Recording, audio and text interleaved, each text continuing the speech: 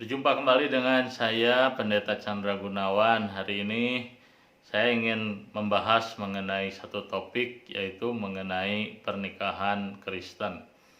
Bagaimanakah pernikahan Kristen ditinjau atau dilihat dari ajaran Alkitab?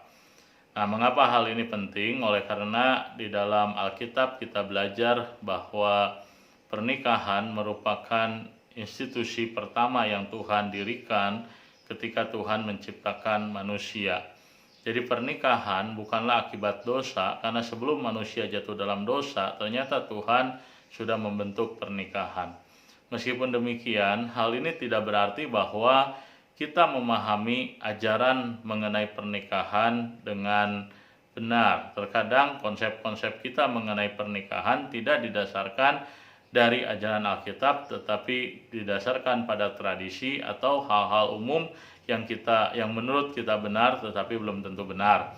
Itulah sebabnya hari ini saya ingin mengajak kita untuk memikirkan beberapa prinsip dasar dari pernikahan Kristen, didasarkan dari apa yang Tuhan katakan ketika Ia menciptakan pernikahan pertama kali di dalam keluarga Adam dan Hawa. Untuk itu saya akan membacakan teks firman Tuhan dari Kejadian pasal yang kedua, ayat yang ke-24 sampai dengan 25. Saya akan membacakannya demikian. Sebab itu seorang laki-laki akan meninggalkan ayahnya dan ibunya dan bersatu dengan istrinya sehingga keduanya menjadi satu daging. Mereka keduanya telanjang, manusia dan istrinya itu, tetapi mereka tidak merasa malu. Nah, jadi di dalam Alkitab kita belajar beberapa prinsip mengenai pernikahan Kristen. Pertama, pernikahan Kristen terjadi di antara seorang pria dan seorang wanita. Itu artinya pernikahan Kristen bersifat heteroseksual.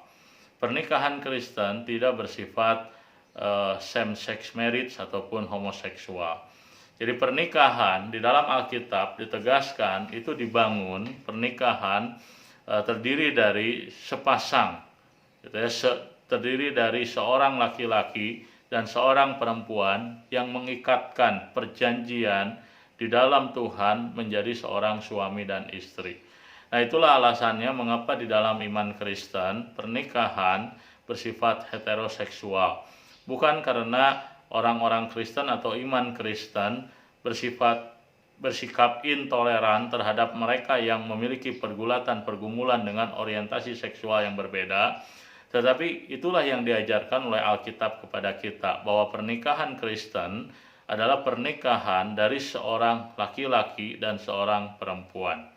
Dan yang kedua, waktu Alkitab mengajarkan kepada kita bahwa di dalam pernikahan Allah menyatukan laki-laki dan perempuan menjadi satu daging. Bahkan di dalam beberapa teks Alkitab ditegaskan bahwa apa yang dipersatukan Allah tidak boleh diceraikan oleh manusia. Itu artinya bahwa pernikahan Kristen bersifat permanen. Pernikahan Kristen tidak bisa dimundurkan, tidak bisa ketika orang menikah kemudian orang merasa tidak cocok, kemudian mereka memutuskan untuk membatalkan pernikahan mereka.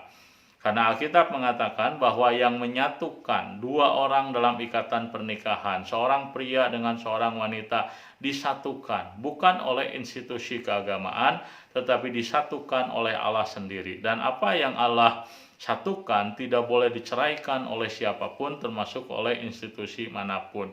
Itulah sebabnya maka di dalam pernikahan Kristen, pernikahan bersifat permanen. Itulah alasannya juga maka pernikahan tidak boleh dilakukan secara sembarangan, secara serampangan, tanpa mempertimbangkan, tanpa memiliki waktu untuk mempertimbangkan, memikirkan keputusan yang akan diambil.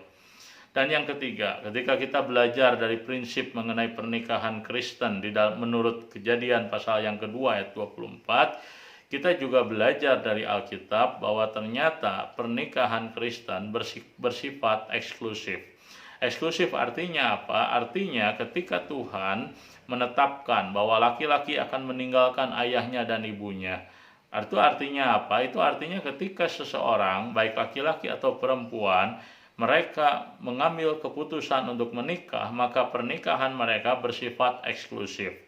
Tidak boleh ada orang lain yang kemudian mengambil area-area di dalam pernikahan melampaui batasan yang wajar dan normal. Itulah sebabnya maka di dalam pernikahan Kristen, ketika sepasang suami istri, ketika sepasang pemuda-pemudi mengambil keputusan untuk menikah, maka pada saat itu ikatan pernikahan membuat kedua pasangan tersebut eksklusif. Mereka memiliki relasi yang unik yang tidak bisa disamakan dengan relasi antara anak dengan orang tua, antara seseorang dengan teman-teman yang lain. Itulah sebabnya maka di dalam pernikahan Kristen, keterbukaan terutama atau relasi hubungan yang intim, yang akrab itu terutama harus terjadi antara suami dan istri, bukan antara suami dengan orang tuanya, istri dengan orang tuanya, atau suami dengan teman-temannya, istri dengan teman-temannya. Maka ketika seseorang mengambil keputusan untuk menikah, dia harus belajar untuk apa? Untuk mulai membangun yang disebut dengan boundary atau membangun batasan relasi dengan orang-orang yang sebelumnya dekat dengan dirinya. Sebelumnya mungkin dia adalah anak di dalam sebuah keluarga, tetapi ketika dia menikah maka dia menjadi seorang suami sebagai kepala keluarga atau seorang istri pendamping daripada suami. Maka mereka berdua itulah yang bertanggung jawab terhadap keluarga yang terbentuk. Nah, orang tua juga harus belajar untuk membatasi diri. Begitu juga dengan teman-teman dan orang-orang yang terdekat. Kita bukan tidak boleh memiliki teman ketika seseorang menikah. Kita boleh memiliki teman, kita boleh memiliki kawan, memiliki sahabat, tetapi tetap ada batasan yang kita harus jaga. Ada area-area di mana orang-orang luar tidak boleh masuk ke dalam ranah urusan keluarga.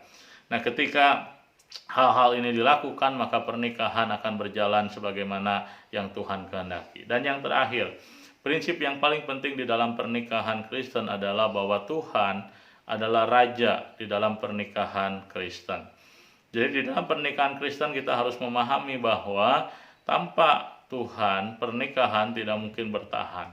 Itulah sebabnya maka pernikahan Kristen, keluarga Kristen bukan hanya dibangun atas relasi suami dan istri, tetapi relasi antara suami istri dengan Tuhan.